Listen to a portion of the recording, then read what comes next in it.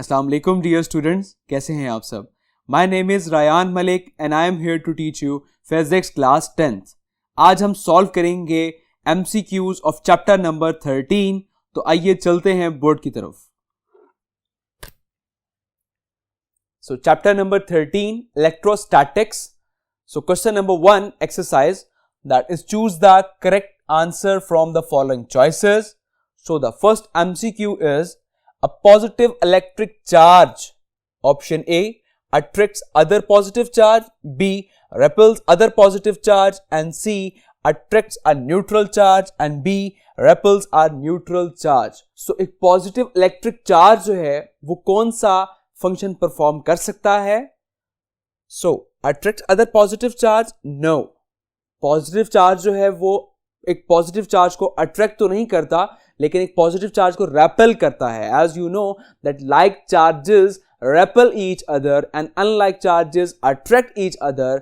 So according to this option B is correct, that repels other positive charge. So option B is correct.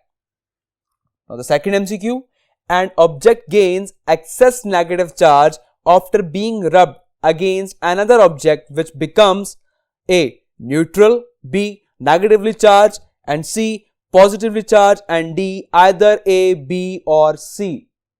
तो एक ऐसा object कि जिसके ऊपर negative charge आ जाता है आफ्टर बीइंग रब अगेंस्ट एन अदर ऑब्जेक्ट, कि उसको आप रब करें किसी एक और ऑब्जेक्ट के साथ, तो वो उस ऑब्जेक्ट के ऊपर कौन सा चार्ज होगा। सो उस ऑब्जेक्ट के ऊपर अगर पॉजिटिवली चार्ज हो तो उसको रब करने से एक ऑब्जेक्ट के ऊपर नेगेटिव चार्ज डेवलप हो जाता है। Okay, so the option c is correct, which is positively charge. Clear? Now move to the MCQ number 3। So MCQ number 3, two uncharged objects A and B are rubbed against each other. When object B is placed near a negatively charged object C, the two objects repel each other. Which of the following statement is true about object A? Option A, remains uncharged, B, becomes positively charged, and C, becomes negatively charged, and D is unpredictable. So MCQs में हमसे कहा गया है कि to अनचार्ज objects हैं A और B, जिनके ऊपर कोई चार्ज मौजूद नहीं है, are rubbed against each other, और उन दोनों को रब किया जाता है। ऑब्वियसली जब हम दो अनचार्ज बॉडीज को रब करेंगे तो रब करने से उन दोनों के ऊपर ऑपोजिटली चार्ज डेवलप हो जाते हैं। Now when object B is placed near a negatively charge object C, अब ऑब्जेक्ट B के ऊपर एक चार्ज डेवलप हो चुका था, अब उस ऑब्जेक्ट को आप प्लेस कर दें एक और ऑब्जेक्ट के साथ जो कि नेगेटिवली चार्ज है, and that is object C। ठीक है, the two objects rappel each other. अब वो जो दो ऑब्जेक्ट्स हैं B और C, वो रैपल कर रहे हैं एक दूसरे से, रैपल कर रहे हैं, दैट्स मीन कि उन दोनों में सेम अमाउंट ऑफ चार्ज है। B पर भी नेगेटिव है और C पर भी नेगेटिव है। Now, which of the following statement is true about object A? तो अब ऑब्जेक्ट A के लिए कौन सी स्टेटमेंट ट्रू होगी? तो हमने स्टार्ट में डिस्कस किया था कि A और B को हमने रब किया, उन दोनों पर ऑपोजिटली चार्ज डेवलप हो गए। अब हमें ये पता चल गया कि B के ऊपर तो नेगेटिव चार्ज डेवलप है, सो दैट मींस A के ऊपर कौन सा चार्ज डेवलप होगा? That is positive charge.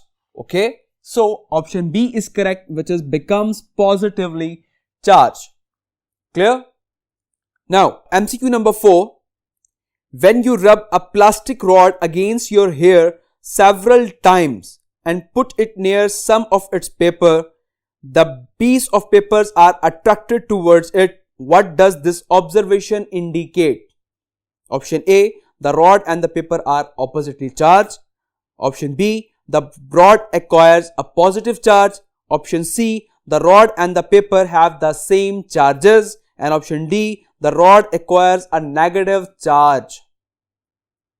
So MCQ, when you rub a plastic rod against your hair several times, जब एक प्लास्टिक रॉड को आप हेयर्स के साथ रब करते हैं some several times, and put it near some bits of paper, और जैसे ही आप उस प्लास्टिक रॉड को कुछ पेपर के पीसेस के पास रख दें तो वो जो पीस ऑफ पेपर हैं वो अट्रैक्ट हो जाते हैं उस प्लास्टिक रॉड की तरफ. क्यों? एज वी स्टडीड कि opposite charge always attract each other. That's mean कि वो जो पीस ऑफ पेपर है और जो प्लास्टिक रॉड है उन दोनों के ऊपर ऑपोजिट चार्ज डेवलप है. So we can mark the option A that the rod and the paper are oppositely charged. Option A is correct. Now MCQ number 5.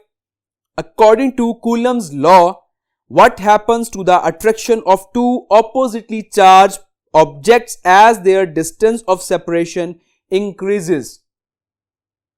So according to the Coulomb's law, what happens to the attraction of two oppositely charged objects? दो opposite charge objects हैं, उनकी attraction, उनकी जो force of attraction है उस पर क्या फर्क पड़ेगा अगर उन दोनों के दरमियान जो डिस्टेंस है उसको बढ़ा दिया जाए. So as we studied that F is inversely proportion to 1/r². So अगर आप डिस्टेंस इंक्रीज करते हैं तो फोर्स वहां पर डिक्रीज हो जाएगी. सो the option A increases and the B decreases and C remains unchanged and D cannot be determined. So option B is correct, that is decreases. Distance increase करने से force decrease कर जाएगी. MCQ number 6. The Coulomb's law is valid for the charges which are A. moving and point charges, B. moving and non-point charges, C. stationary and point charges, and D. stationary and large size charges. So we discussed in the lecture कि Coulomb's law जो है वो applicable होता है सिर्फ point charges के लिए, और Coulomb's law applicable होता है सिर्फ उन charges के लिए जो कि rest में होते हैं, जो रुके हुए होते हैं, जो move नहीं कर रहे होते. So according to this, option C is correct, which is stationary and point charges. Clear? Now MCQ number 7. A positive and a negative charge are initially 4 centimeter apart when they are moved close together so that they are now only 1 centimeter apart. The force between them is option A 4 times smaller than before, option B 4 times larger than before, option C 8 times larger than before, and option D 16 times larger than before. तो एक positive और एक negative charge जो कि initially जो है वो 4 centimetre पर प्लेस किया गया था, कि दोनों में जो डिस्टेंस था वो 4 सेंटीमीटर का था. Now the charges are brought closer together, कि आपने चार्जेस को जो है वो क्लोज लेकर आ गए हैं और अब उनके दरमियान जो डिस्टेंस है वो 1 सेंटीमीटर का रह गया है. तो इनके दरमियान फोर्स क्या होगी? सो एज वी डिस्कस्ड कि जैसे ही हम उसके दरमियान जो डिस्टेंस है उसको अगर हम डिक्रीज करेंगे तो फोर्स इंक्रीज होगी. अब आपके जो चार्जेस हैं उनके दरमियान पहला डिस्टेंस था 4 सेंटीमीटर, अब आपने उसके दरमियान जो डिस्टेंस है वो 1 सेंटीमीटर हो गया है. तो अब वो फोर्स कितनी इंक्रीज होगी? So that force is increases by 16 times larger than before. Okay, so the option D is correct. Now MCQ number 8. 5 joules of work is needed to shift 10 coulomb of charge from one place to another. The potential difference between the places is. So एक 10 coulomb का charge है जिसको आपने move करना है from one place to another place, और उसमें 5 जॉल of work done लग रहा है. तो उन प्लेसेस के दरमियान जो पोटेंशियल डिफरेंस है वो क्या होगा? तो उसको फाइंड करते हैं according to the formula. As we know V is equals to W over Q. अब यहां पर जो वर्क डन है वो 5 जाउल्स का है और चार्ज जो है वो 10 कूलम का है, तो उसको हम प्लेस करते हैं इसमें.